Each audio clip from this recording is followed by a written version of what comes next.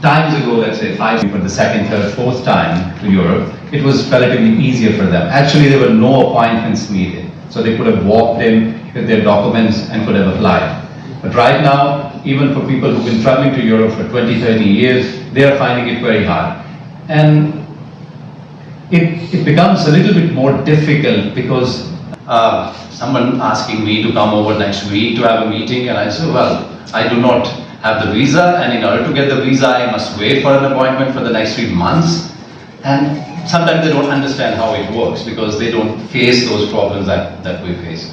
So on this aspect, I would like that if our people can have a proper streamline, and especially for the business visitors. A lot of time what happened is that a lot of people were going for their exhibitions in Germany or Italy or somewhere in Europe. They had paid the money for the stand, and then they were unable to secure an appointment to get their visa. So it creates a problem for us, but it creates a problem for the organ, equally important.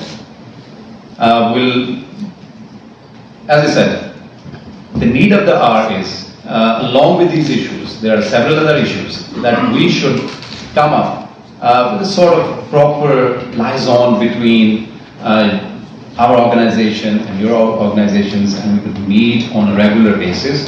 If there are certain smaller issues, we could address those on time. And for the time being, that's about it. And in the future, we really hope that the communication and the contact between EU embassies and our organization stays in contact so we can discuss all those issues. Thank you very much once again. Thank you. Welcome for the clear messages, the points that you would like to discuss and your concerns, and also for explaining a little bit your industry, how is it set up, progressive and kind of dynamic business city, but also a business community. And I think that's really important because it's the community that makes business thrive, and working together, addressing problems together, and identifying opportunities together. So it's really great to be here. In that spirit of working together, I'm very happy that I'm not just here representing the EU, but I'm accompanied by 4 colleagues from the EU member states.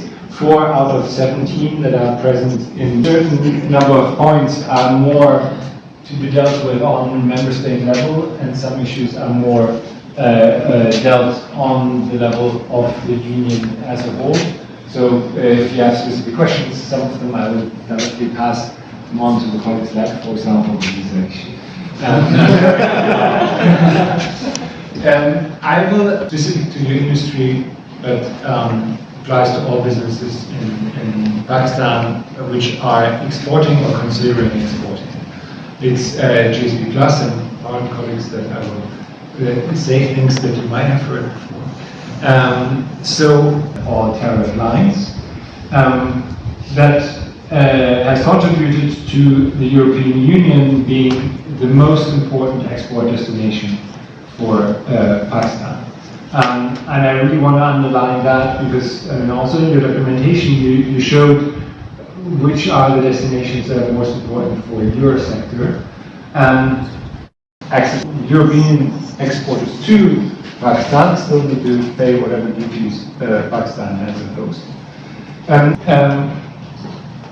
These are international conventions, they are not EU conventions, so it's something that Pakistan has signed up voluntarily even before getting GSP Plus. The EU is just providing a little bit extra nudge to compel Pakistan to make progress in implementing these commitments. Some of them are quite tricky and sensitive, and it takes a while to get it. This is a state, and on federal level and on provincial level. But you have a really important role to play. A, because you're providing employment, you're paying taxes, you are key to Pakistan's well-being in terms of economy, so you have an influence. As a beneficiary of GSP Plus, I can only encourage you call up your member of parliament, ask for an appointment with the prime minister, and convey the message that he or she should do everything possible to make sure that GSP Plus status is maintained. Because it's key for Pakistan's competitiveness internationally. Second reason why I talk to you about this is you can be at the forefront of doing within to ensure that labor rights are fully respected, that environmental standards are respected, the women's rights are respected, etc., etc. And I know Sialkot is, for example, very clear on child labor. So that's great and really very much welcome to have this progressive role to be a step ahead and to lead the way. But you can do the impossible to do that. Right? It's not a burden. It's something that you do naturally because you're convinced that it's a good thing, but it's also good for your business. So that's how you come in. Now, key moment. GSP Plus has been around for 10 years for Pakistan. The current system is similar to the old one, so it's a new one, and Pakistan needs to reapply to regain the same benefits it has now. As you all know, in order to get into a club as a new member, it's a little bit more difficult. It's definitely more difficult to get into a club than to avoid being kicked out. Right? So now it's a case that it deserves it, and the key thing is to show what has been done. Again, talk to your political and encourage them to do the business. That was it from my side on GSP Plus. We'll talk about the medical devices regulation, where Hussein will be able to give you a little bit more technical input, but also if colleagues want to raise any other point or jump in with other comments, please feel free. Thank you. No, thanks a lot for the very warm welcome here as well. Maybe just a few words on the visa issues. It has been directed so kindly to the member states to say something on that. Let me start by saying that we are overwhelmed by the interest of Pakistanis traveling to Europe, not just to Germany, but I guess this goes for all the European states. And this is something that has particularly picked up. At the same time, we still have the same embassy building, of course, same amount of staff at our side. And so this puts immense pressure on our system. We are aware of that, and we try to work on that, but it's a very, very difficult topic. We cannot just create working space at the embassy, and whenever we want to have a new German colleague at the embassy, we need some approval from Pakistani authorities as well. So it's kind of a lengthy process, unfortunately, and it's all in the pipeline, but it just takes time. And I guess I can only ask for your patience, but we are the same interested in this process as you are, since your presence, you mentioned trade fairs in our countries, is very, very valuable, and it serves our cause as it serves yours. That's true. When it comes to trade fairs, as a German embassy, I can tell you that we have established a special procedures for Pakistani exhibitors at German trade fairs. To be part of this procedure, I can only ask you and your colleagues to approach the trade fair organizing organization in Germany or the Pakistani representative here, and they know about this system. That is extra priority. At the same time, we have to be a little bit careful about all these special procedures, because if we have multiple special procedures in place, then of course the space for ordinary tourists, if you want to say so, or for all the other Pakistani citizens that of course have proper reasons to travel to Europe for whatever purpose, is shrinking. And as I said earlier, we are always dealing with limited capacities at the embassies. When it comes to the walk-in procedure, it was in place until some time ago, especially when we're talking about the Schengen visas. This is nothing that one member state can decide unilaterally. This is something that is those frequent travelers who have had, for example, a Schengen visa within the last 5 years. those do not have to appear in person at our embassies, but they can hand in the documents through a trusted person with power of attorney. This is no issue. So there are some relaxations still in place, even though, unfortunately, we cannot offer this walk-in appointments these days anymore. I would like to take this opportunity to ask a few questions, because it's my first time in Sialkot and the first time visiting a surgical manufacturers association. I was learning quite a lot just from your video. And I was struck by the number that the percentage of small and medium enterprises is so large. And I was wondering if you could tell us more why that is, and if there are any pros and cons to that. And then another slightly, how your industry is dependent on imports, or whether you can source a lot of the raw material here in Pakistan, or if, and also the machinery, like to what extent has the industry been hindered by the import situation? Thank you. So, a lot of people who were working in those organizations, it became relatively easy to go on the private ventures. So back in the 60s and the 70s, people who were working in those organizations started to come out and started their own smaller workshops. And there is no major restriction on someone to become an exporter. So there is no barrier regarding the registration of the company. And of course, if you are two people working on one machine and producing two items, you need slightly or way less capital. So that's why people decided to go on private ventures instead of doing a job or work in another factory. So that's where a lot of small manufacturers started appearing out. So that was one.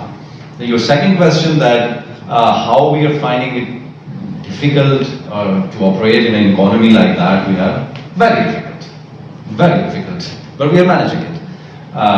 The difficulty is on several parts. The sourcing of material, because a lot of materials that we use, being that the stainless steel or the polishing equipment and all the way to heavy machinery, everything is imported. And right now, I mean, this is not the forum to say, but the situation that we have with the foreign exchange, it's very difficult to import all those materials. But we're still managing it. It's very difficult. Then you say, wow, how did that come about? So that is one quality that we have in our people, and that resilience that we have in our people is keeping us afloat. From anywhere. That was the time to basically ask for any technical assistance that I saw in one of the presentations now. But it's never too late. One who wants to know the simple form of the many pages regulation can have a look at this one pager. It's just one pager, so you can very well understand what the MDR would mean for the manufacturers, for the industry, for you to know and look at it. Your suggestion with regard to about perhaps the importers bearing the brunt and not the exporters. My very in future, when we have more meetings, we can have better collaboration. You are asking about number of small entrepreneurs, and I would like to add that this is basically a cottage industry. So that's why we have more number of small entrepreneurs. About MDR, my friend was saying that, maybe at that time, I don't know why you haven't received any response from SIMAP. Basically, SIMAP is working very actively, and in last 2-3 years, we have a committee on which is working on MDR, and unfortunately today our vice chairman who is heading that committee is not present here. SIMAP, in collaboration with SGS and TDAP, has already conducted a number of awareness sessions, and also, though we also have a draft roadmap for MDR compliance. But as my friend told that due to its cost, many companies they are hesitant to go for the MDR.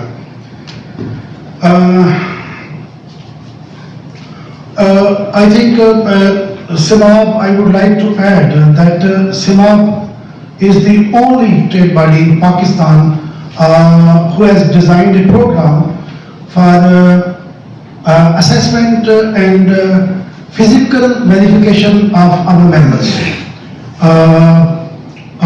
We will appoint a couple of teams, they will visit each and every member, so we could have a data that how big a small company is this and how many workers they are working, in which conditions they are working, and what is their capability. And till end of this year, we have all this data, and whenever we issue any visa recommendatory letter, we can also share data of our member with the embassy, and I think will be helpful for the embassy also. And this will always remind you. Absolutely, yes.